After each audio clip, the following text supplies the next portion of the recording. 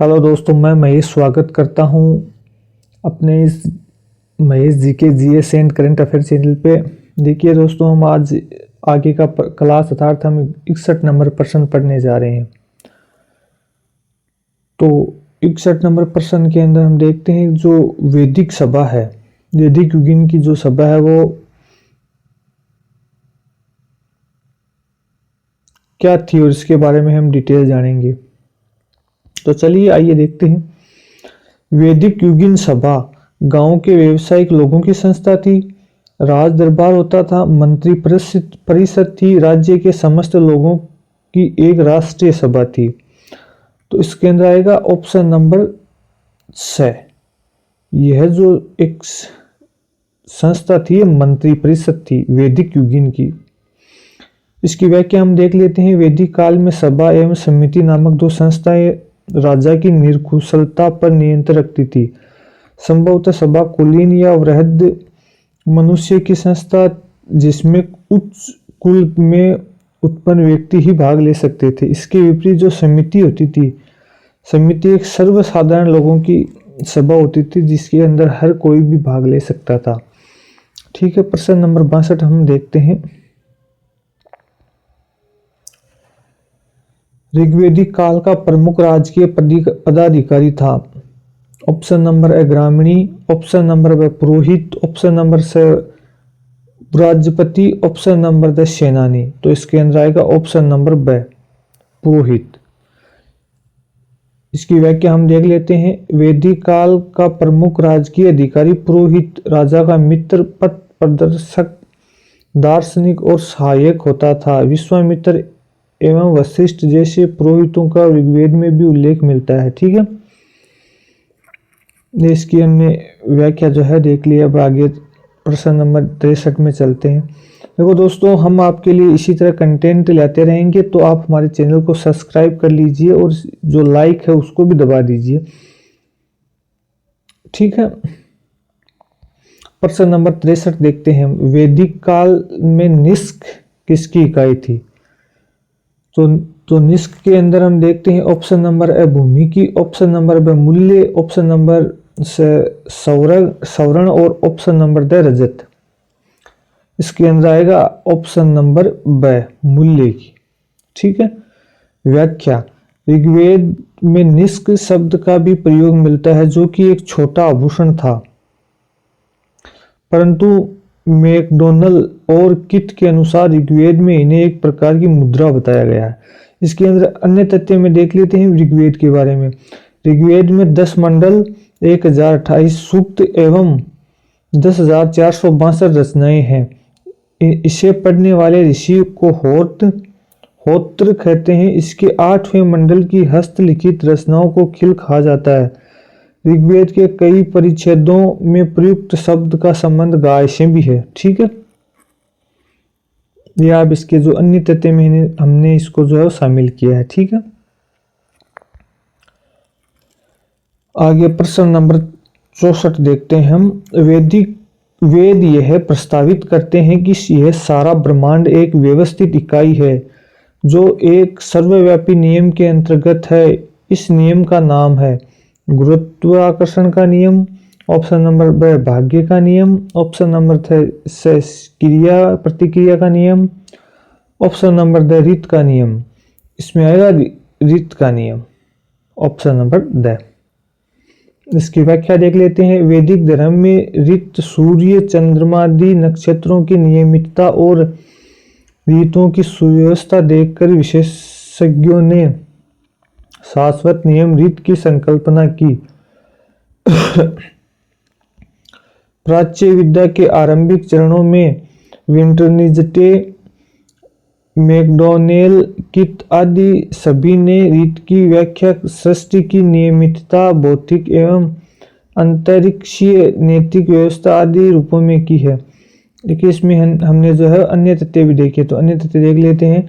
वेद भारत का सर्वप्राचीन धर्म ग्रंथ है जिसके संकलनकर्ता महर्षि कृष्ण देवपायन वेदव्यास को माना जाता है। ठीक है, अब हम आगे देख लेते हैं प्रश्न नंबर 65।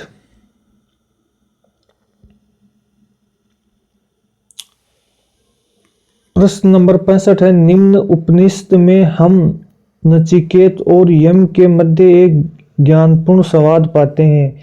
इस प्रसिद्ध उपनिषद का नाम है। तो बृहदारण्यक उपनिषद, ऐतरेय उपनिषद, मांडुक्य उपनिषद और कंठोनी उपनिषद। इसके अंदर आएगा आपका ये कंठोनी उपनिषद, ऑप्शन नंबर द। जो कंठोनी उपनिषद है उसमें यम और नचिकेत का संवाद इसमें उल्लेखित है। ठीक है दोस्तों, हम इसकी जो है पीडीएफ भी अवेलेबल कराने वाले हैं, तो इसमें जो है पीडीएफ में आप आराम से पढ़ लेना। चलो आगे देखिए, क्वेश्चन नंबर 66, चारों आश्रमों का उल्लेख सर्वप्रथम किस उपनिषद में हुआ? Mundakopanishad, option number 2 Chandogyopanishad, option number 3 Brihadaranyakopanishad, option number 4 Jabalopanishad. तो इसके अंदर आएगा आपका जो ऑप्शन नंबर 4 है जाबालोपनिषद। व्याख्या, जाबालोपनिषद में सर्वप्रथम चारों आश्रमों का उल्लेख मिलता है। हिंदू धर्म में मानव जीवन को 4 अवस्थाओं में विभाजित कर मनुष्य की आयु 100 वर्ष मानते थे तथा प्रत्येक आश्रम के निर्मित 25-25 वर्ष की अवधि निर्धारित करते थे। ठीक है, ये आप इसको देख लेना, ऑप्शन नंबर 4 को। प्रश्न नंबर 67 को हम देखते हैं, निम्नलिखित में से कौन सा हिंदू आश्रम व्यवस्था की श्रेणी में नहीं आता? इसके अंदर आएगा ऑप्शन नंबर 6 अर्थात वृद्धाश्रम। ठीक है, इसकी कोई डिटेल है नहीं क्योंकि अब आप सब लोग जानते हो उसको अच्छी तरह से। अब हम प्रश्न नंबर 68 देख लेते हैं। 68 की अच्छी खासी डिटेल है। वैदिक संस्कृति में इन 5 महायज्ञों में से कौन सा यज्ञ गृहस्थ के द्वारा नहीं किया जाता?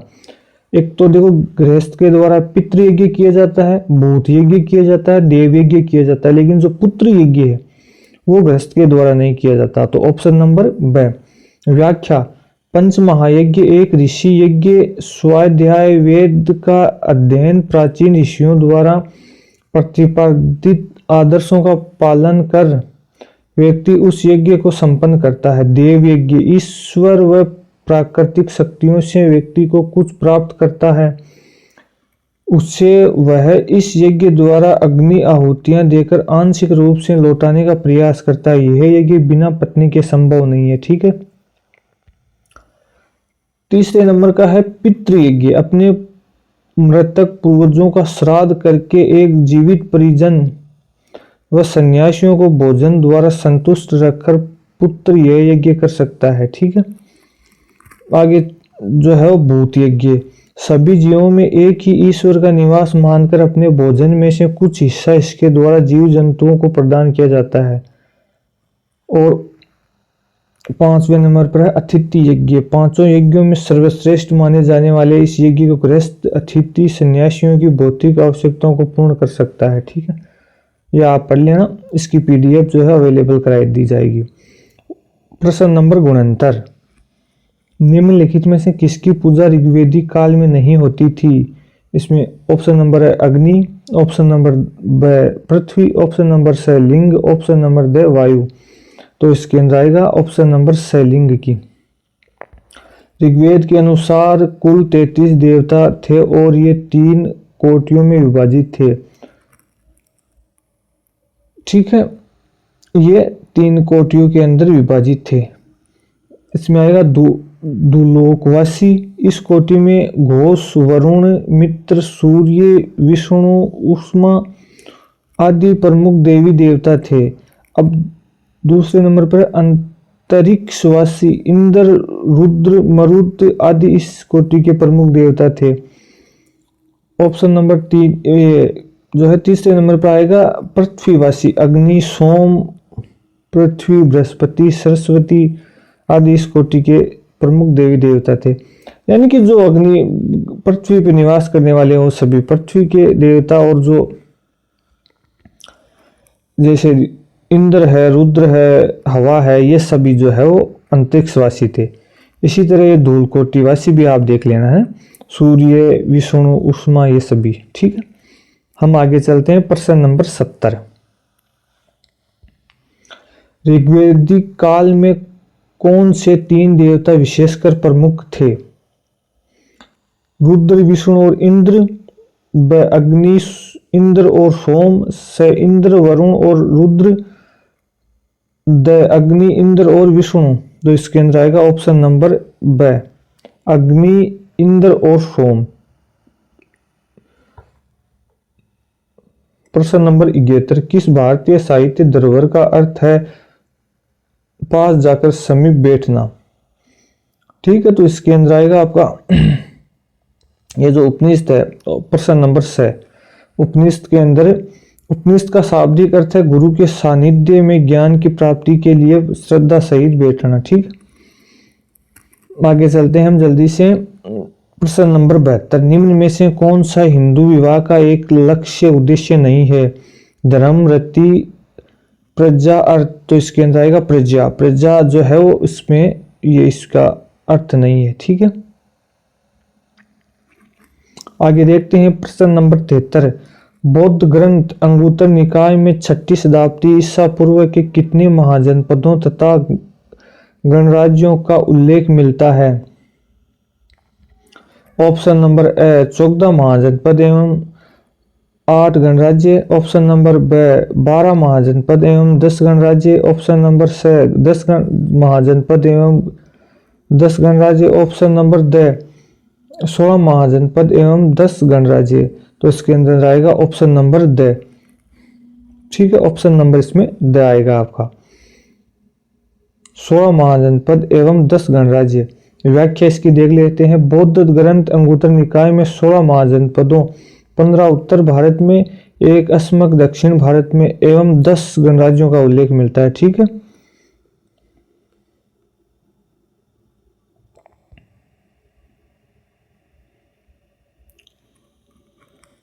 गोदावरी नदी के तट पर स्थित महाजनपद था? Option number A Avanti. Option number ब वत्स। ऑप्शन नंबर स अस्मक। ऑप्शन नंबर द कंबोज। तो इसके अंदर आएगा ऑप्शन नंबर स अस्मक। व्याख्या है इसकी, अस्मक की राजधानी पौधन्य वर्तमान में जो पोतन है वहां पड़ती थी। ठीक है, प्रश्न नंबर 75। प्राचीन भारत में चंपा किस महाजनपद की राजधानी थी? तो इसमें आएगा Champa. Option number A Vajji. Option number B Kashi. Option number C Anga. Option number D Magadha. इसके अंदर आएगा ऑप्शन नंबर स अंग। व्याख्या, अंग बिहार के उत्तरी पूर्वी भाग में स्थित इसकी राजधानी चंपा वर्तमान में भागलपुर थी। आगे देख लेते हैं ऑप्शन प्रश्न नंबर 76। कौन सा युग्म उपयुक्त जोड़ी है? चंद्रगुप्त मौर्य वज्जी, बिंदुसार शाक्य, स्कंदगुप्त मौर्य, चेतक लिच्छवी। ऑप्शन नंबर द इसमें सही होगा, चेतक लिच्छवी के थे। ठीक है,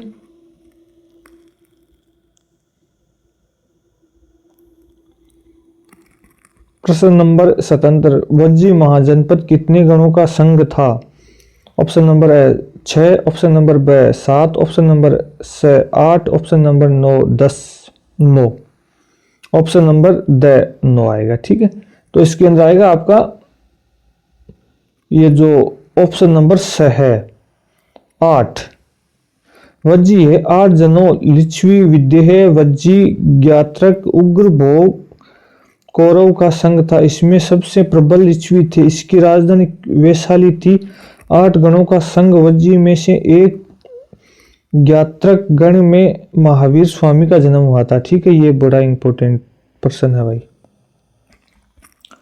इसको आप अच्छे से पढ़ लेना। प्रश्न नंबर 78। 16 महाजनपदों में मगध प्रथम क्यों था? ऑप्शन नंबर है खेती की उपज अच्छी होना। ऑप्शन नंबर ब लोहे की खदानें होना। ऑप्शन नंबर से जंगली हाथी का उपलब्ध होना। और ऑप्शन नंबर द ये सभी। तो ऑप्शन नंबर द ये सभी आएगा इसमें। ठीक है, अब इसकी थोड़ी डिटेल पढ़ लेते हैं। मगध सबसे महत्वपूर्ण जनपद था। यहाँ गंगा और सोन जैसी नदियां बहती थी जो यातायात, जल वितरण, और जमीन को उपजाऊ बनाने के लिए बहुत महत्वपूर्ण थी। यहाँ जंगल होने के कारण हाथियों को पकड़कर प्रशिक्षण कर उन्हें सेना में सम्मिलित किया जाता था। यहाँ लोग आइसक की खदानें थी जिससे क्या मजबूत हथियार और जो है हथियारों को बनाने में इसका उपयोग किया जाता था। ठीक है, इसी कारण जो है वो मगध सबसे ताकतवर उस टाइम जो है जनपद था। ठीक है, प्रश्न नंबर 79, कौन सी नदियों ने मगध के यातायात, जल वितरण एवं जमीन को उपजाऊ बनाने में के महत्वपूर्ण योगदान दिया? ऑप्शन नंबर है गोदावरी, तुंगभद्रा, ऑप्शन नंबर पर गंगा, सोन, option number C Chambal Mahi, option number D Krishna Kaveri. तो इसके अंदर आएगा ऑप्शन नंबर ब गंगा सोन। प्रश्न नंबर 80 हम जल्दी से देख लेते हैं। जैन तीर्थंकर श्री महावीर जी का जन्म कहाँ हुआ? ऑप्शन नंबर ए गया, ऑप्शन नंबर ब वैशाली, ऑप्शन नंबर से Sarnath, option number the Lumbini. तो इसके अंदर आएगा वैशाली, ऑप्शन नंबर ब। ठीक है, इसकी व्याख्या देख लेते हैं। महावीर का जन्म, ये दो जगह प्रिंट हो गया, कोई दिक्कत नहीं, 599 ईसा पूर्व के लगभग वैशाली के निकट कुंडल ग्राम में हुआ। इसका बचपन का नाम वर्धमान था, है ना। यह वज्जी संघ के लिच्छवी कुल के एक क्षेत्रीय राजकुमार थे। ठीक है, जैन धर्म में मोक्ष प्राप्त व्यक्ति जीवन मुक्त को कहते हैं। इसके अंदर ऑप्शन नंबर अहर्त, ऑप्शन नंबर ब केवली, ऑप्शन नंबर से स्थिर प्रज्ञ, ऑप्शन नंबर द समत्व योगी। इसके अंदर आएगा ऑप्शन नंबर ए अहर्त। ठीक है, इसकी व्याख्या देख लेते हैं। वर्तमान महावीर को जैना के नाम से जाना जाता है। जैना शब्द का अर्थ है विजेता। वर्तमान में उपलब्ध भगवान महावीर एक उनके अनुयायियों की शिक्षा लगभग 1500 वर्ष पूर्व गुजरात में वल्लभी नामक स्थान पर लिखी गई थी। इसमें अन्य तथ्य हम देख लेते हैं। संस्थापक एवं प्रथम तीर्थंकर ऋषभदेव थे, 23वें पार्श्वनाथ थे, 24वें महावीर स्वामी थे। ठीक है, ये तीर्थंकरों की इसमें बात की गई है। प्रश्न नंबर 82 हम देख लेते हैं। महावीर स्वामी ने चतुर्विद संघ की स्थापना कहाँ की थी? पाटलिपुत्र, ब पावा, से वल्लभी, द वैशाली। तो इसके अंदर आएगा पावा। इसकी व्याख्या, महावीर ने 4 तीर्थ श्रावक श्राविका साधु साध्वी की स्थापना 42 वर्ष की आयु में केवल्य ज्ञान प्राप्त करने के बाद पावापुरी मगध में की थी। ठीक है, तो ये हमारे प्रश्न नंबर जो है वो हमारी जो श्रृंखला चल रही थी उसमें 82 प्रश्न कंप्लीट हो गए। आगे भी हम इसी तरह इसको चलाएंगे, तो आप प्लीज़ हमारे चैनल को सब्सक्राइब कर लीजिए ताकि आगे हम जो वीडियो अपलोड करें उसकी सूचना आपको मिल जाए। और इसकी पीडीएफ जो है टेलीग्राम पे अवेलेबल कराएंगे हम। ठीक है, तो आप उसको टेलीग्राम पे इस पीडीएफ को देख लेना और आराम से पढ़ लेना। इसमें देखो 1-2 जगह अशुद्धि थी, वो जो टाइपिंग में अशुद्धि थी उसको आप देख लेना। वो एक तो देखो ये महावीर वाली है ना, 55 का नाश यहाँ पे लिखा है, इसमें कोई आप करेक्शन कर लेना।